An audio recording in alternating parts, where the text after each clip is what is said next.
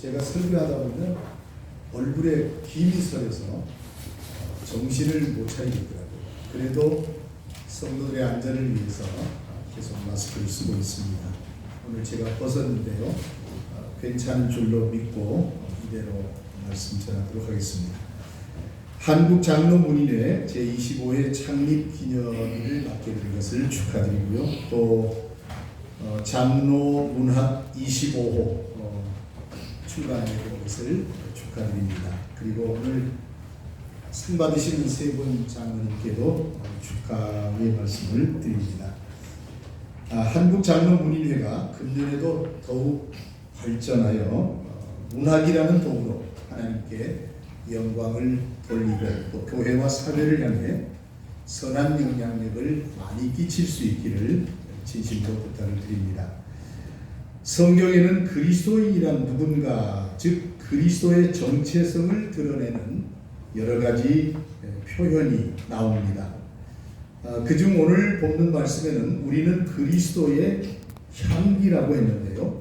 그리스도인은 그리스도의 향기라는 정체성을 말씀한 것으로 이해할 수가 있습니다. 본문에는 향기라는 말과 함께 냄새라는 말이 사용되었습니다. 여기서 냄새라는 말은 성경 원어인 헬라어로 오스메라는 단어를 번역한 것인데요. 좋다 혹은 나쁘다라는 가치 기준 없이 중성적인 의미로의 냄새를 의미합니다. 그러나 15절의 향기라는 말은 좋은 냄새만을 의미하는 유오디아라는 헬라어 단어가 사용됐습니다. 본문을 잘 이해하기 위해서 냄새 이야기를 좀 해보겠습니다. 냄새가 뭡니까? 모르는 분은 아마 계시지 않으리라고 믿습니다. 사전적인 의미는 코로 맡을 수 있는 온갖 기운을 냄새라고 합니다. 그리고 코하고는 상관이 없이 느낌이나 낌새를 가리키는 말로 냄새라고 하기도 합니다. 사물에는 저마다 독특한 냄새가 있는데요. 꽃향기 같은 좋은 냄새는 사람의 기분을 좋게 만들고 질병 치료에 쓰이기도 합니다. 하지만 음식이나 물건 썩는 냄새는 이른바 악취라고 하여 사람에게 불쾌감을 줍니다. 사람도 가지고 있는 품격이나 됨됨이를 통하여 좋은 냄새를 내기도 하고 또 나쁜 냄새를 풍기기도 합니다. 평화의 향기를 내는가 하면 불화의 악취를 내기도 합니다. 사람이 모여 사는 동네도 그 동네만의 독특한 냄새가 있는 것 같습니다. 저의 고향은 강원도 강릉시 주문진이라고 하는 곳인데요. 이 동해 바다를 끼고 있는 항구입니다. 고향 제가 선배라 하기도 참 부끄럽습니다만은 오늘 고향 후배로서 이쪽 계통에 아주 꽤 이름이 알려진 피기춘 장로님 오실지 어디 앉아 계시죠? 예, 여기 계시고 좀 자꾸 뒤로 가는데 우리 피장로님이 고향에 한 3년 됩니까? 2-3년 후배고 우리 장로님의 형님이 이제 저하고 같은 나이로 군에도 같이 가고 이제 그랬습니다. 아무튼 이 주문진이라고 하는 동네 늘 싱그러운 바다 냄새, 또 해초 냄새가 넘쳐납니다. 물론 생선 비린내도 나고 어디선가는 어패류가 썩는 냄새도 많이 납니다. 한동안은 말이죠.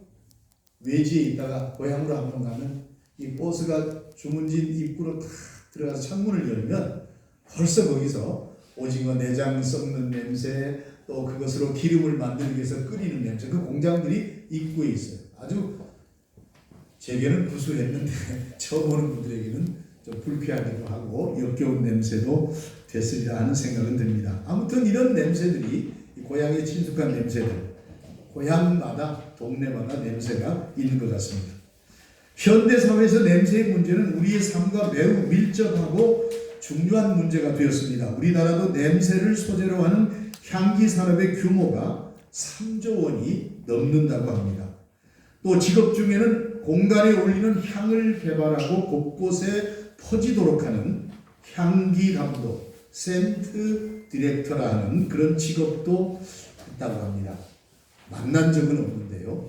있다고 하더라고요. 자, 그런데 오늘 말씀을 기록한 이 바울 사도는 이 냄새를 가지고 그리스도인의 삶과 그 영향력에 비유하여 아주 중요한 진리를 선포하고 있습니다. 그리스도인은 세상에 대하여 그리스도를 아는 냄새를 풍겨야 한다. 또 하나님 앞에서도 향기인데 그리스도의 향기라고 했습니다. 14절을 보면 우리로 말미암아 각처에서 그리스도를 아는 냄새를 나타내시는 하나님께 라는 말씀이 나옵니다. 바울 사도가 말하는 이 냄새는 전쟁에서 승리한 장군의 개선 행렬 때 향을 태워 온 거리에 냄새를 풍기도록 하는 그 당시의 관습을 배경으로 하고 있는 표현입니다. 바울 사도는 이것처럼 그리스도에는 그가 있는 곳 어디서든지 그리스도를 아는 냄새를 풍기는 사람이라는 사실을 강조하고 있습니다.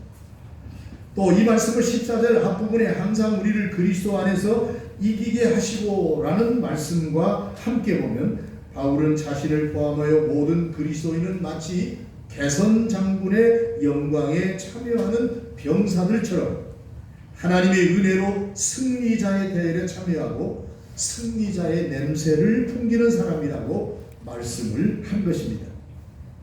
믿음의 사람은 세상 어디에서나 그리스도를 아는 냄새를 풍겨야 합니다. 그리고 그 냄새는 사람들에게 그리스도를 알게 해주는 냄새가 되어야 합니다. 우리가 풍기는 그 냄새로 사람들이 그리스도를 알게 되고 믿게 되고 구원을 받게 해야 됩니다.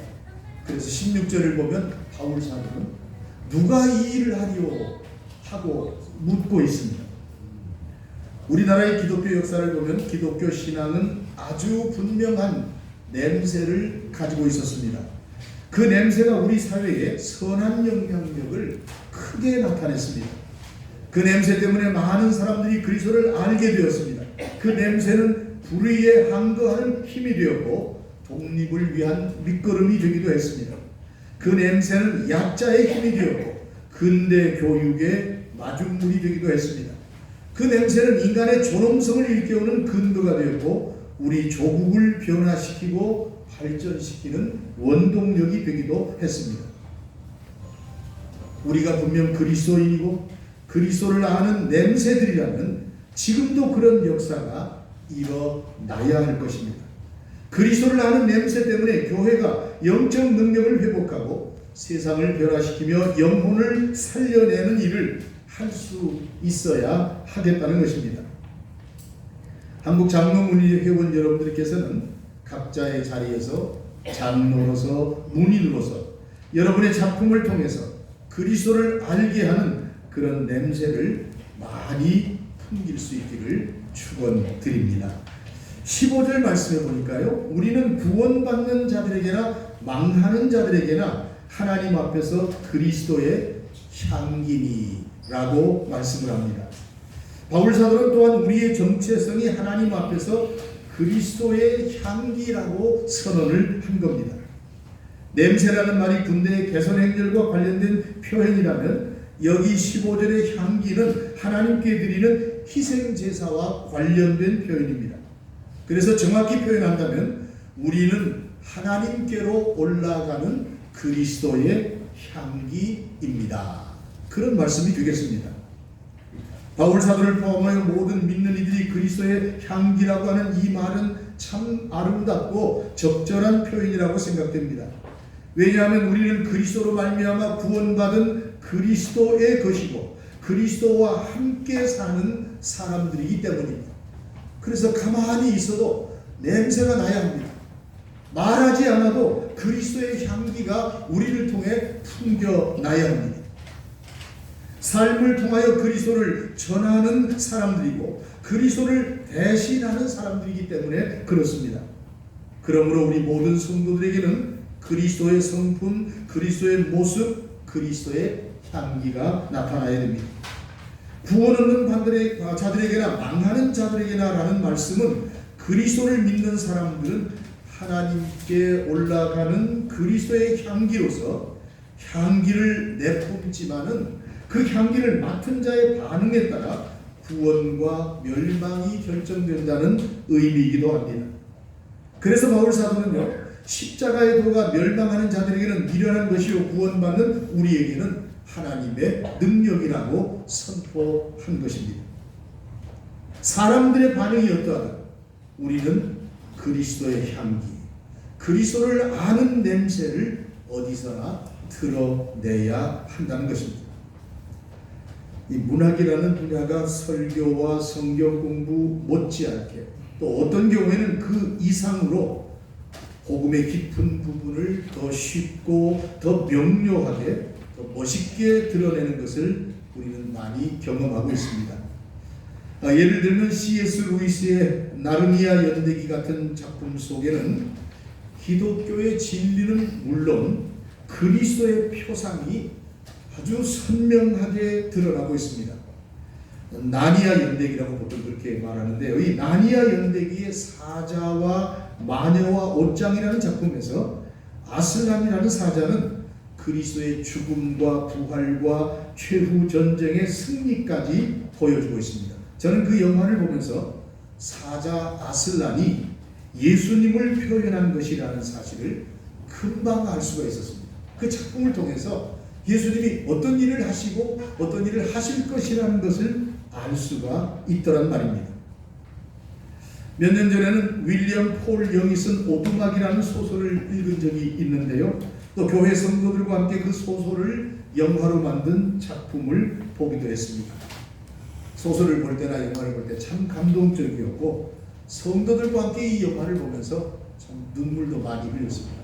거의 안 우는 성도들이 없더라고요. 상당히 긴데 영화가 오후 예배 시간을 이용해서 보는데 모두가 깊이 빠져서 감동받고 눈물 흘리는 장면을 옆에서 볼 수가 있습니다.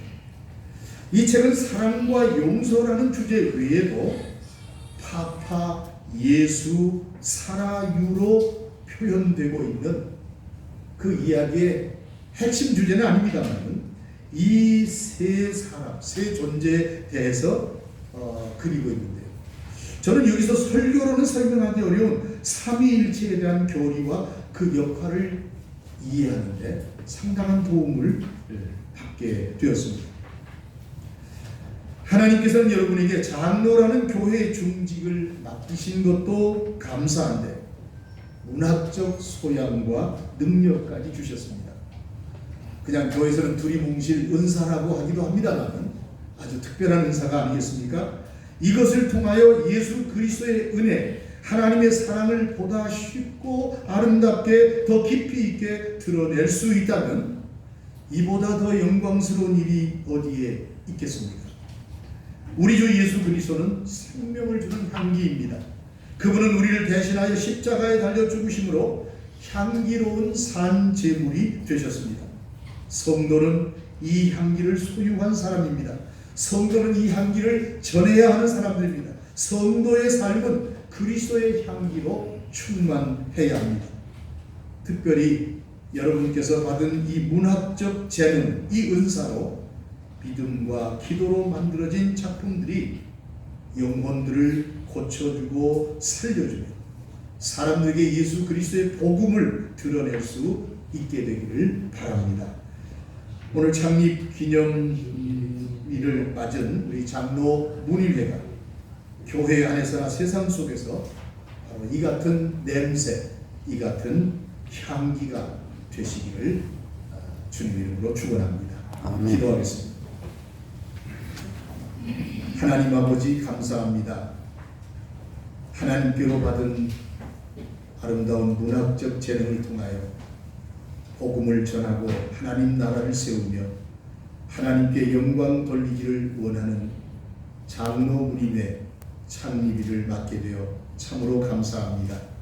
여기까지 이끄셨사오니 이제 앞으로 더욱더 하나님께 영광 돌리며 복음을 위해서 귀하게 쓰임받는 이 문일회가 되게 하여 주시고 우리 장로님들 되게 하여 주시옵소서. 우리는 그리스도 앞에서 하나님께 올려지는 향기라고 했습니다. 세상 사람들에게는 생과 사를 가늠케 하는 냄새라고 했습니다. 이 막중한 사명을 우리가 받았사오니 이 아름다운 사명을 잘 감당하는 장로 문인회가 되게 하시고 우리 장로님들이 속한 교회와 세상 곳곳에서 아름답고 향기로운 냄새를 풍기게 하시옵소서. 예수님의 이름으로 간절히 기도하옵나이다. 아멘. 기도하겠습니다. 지금은 우리 구주 예수 그리스도의 은혜와 아버지 하나님의 지극하신 사랑하심과 성령님의 교통하심이 창립 기념일을 맞아 하나님 앞에 감사하며 예배하며 영광 돌리며 또한 그리스도를 아는 냄새로 그리스도의 향기로 살 것을 결단하는 하나님 앞에 선 사랑하는 종들과 또 이 장로 문인회 위에 이제로부터 영원토록 함께 하시기를 간절히 축원하옵나이다. 아멘.